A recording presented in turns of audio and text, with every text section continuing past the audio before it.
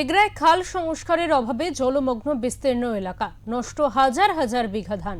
পূর্ব মেদিনীপুরের এগরা ২ নম্বর ব্লকের বিবেকানন্দ গ্রাম পঞ্চায়েতের শ্যামপুর, উদ্ভবপুর ও দাউদপুর এলাকায় দীর্ঘদিন ধরে খাল সংস্কার না হওয়ায় বর্ষার জল জমে জলমগ্ন হয়ে পড়েছে বিস্তীর্ণ এলাকা। স্থানীয় বাসিন্দাদের অভিযোগ, অপর্যাপ্ত জল নিকাশি ব্যবস্থা ও দীর্ঘদিনের অবহেলার কারণে প্রতি বছর অল্প বৃষ্টিতেই সমস্যায় পড়তে হয় হাজার হাজার মানুষকে। জল জমে ক্ষতিগ্রস্ত হচ্ছে হাজার হাজার বিঘা আমন ও বোরো ধানের জমি। ফলে ব্যাপক আর্থিক দুর্নীতির মুখে পড়েছেন কৃষকেরা। গ্রামবাসীদের দাবি, উত্তর তাজপুর প্রবঙ্গ খাল, শ্যামপুর, উদ্ভবপুর, দাউদপুরের পানি নালা খাল এবং সংলগ্ন নালা নর্দমাগুলি দীর্ঘদিন সংস্কার না হওয়ায় পলি, কচুরিপানা এবং আগাছায় ভরাট হয়ে কার্যত অচল হয়ে পড়েছে। এই সমস্যার স্থায়ী সমাধানের জন্য মাস্টার প্ল্যান তৈরিরও দাবি তুলেছেন গ্রামবাসীরা।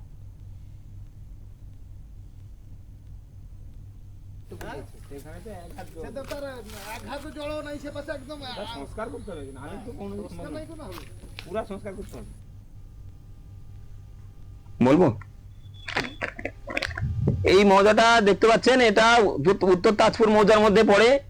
এটা আমাদের এই সমস্যা বিবেকানন্দ গ্রাম পঞ্চায়েতের এলাকার উত্তর তাজপুর মৌজা, তার এটা এগরা ২ নম্বর ব্লক এরিয়ার মধ্যে পড়ে। বলবো, বিগত ৫০ বছরের সমস্যা। পূর্ব মেদিনীপুর জেলার এগরা ২ নম্বর ব্লকের ৩ নম্বর বিবেকানন্দ অঞ্চলের প্রায় ৯,০০০ হেক্টর জমি আজকে বৃষ্টির ফলে জলের তলায়, কম করে ৫ ফুট জলের তলায়। এটা আজকের সমস্যা নয়, বিগত ৫০ বছরের সমস্যা।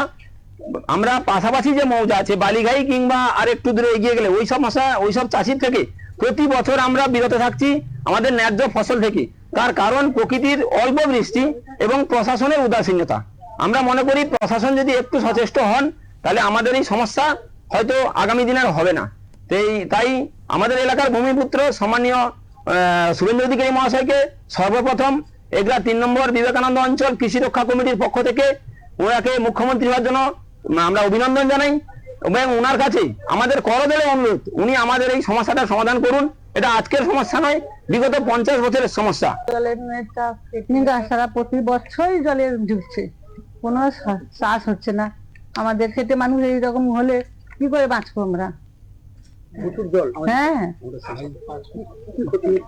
ধান, আমন ধান হচ্ছে, সব ধানই, বড় ধানে, আমন ধানে চাষবাস, কোনো সবজিও হচ্ছে না। আমরা চাইছি জলটা ভালোভাবে জল নিকাশি হলে আমরা বাঁচতে পারবো। হ্যাঁ, জল ভর্তি আছে এখন, পুকুর পাড়েও ডুবে গেছে, সবাই ডুবে আছি এখন। এরকম হলে আমরা বাঁচবো কি করে খাবো?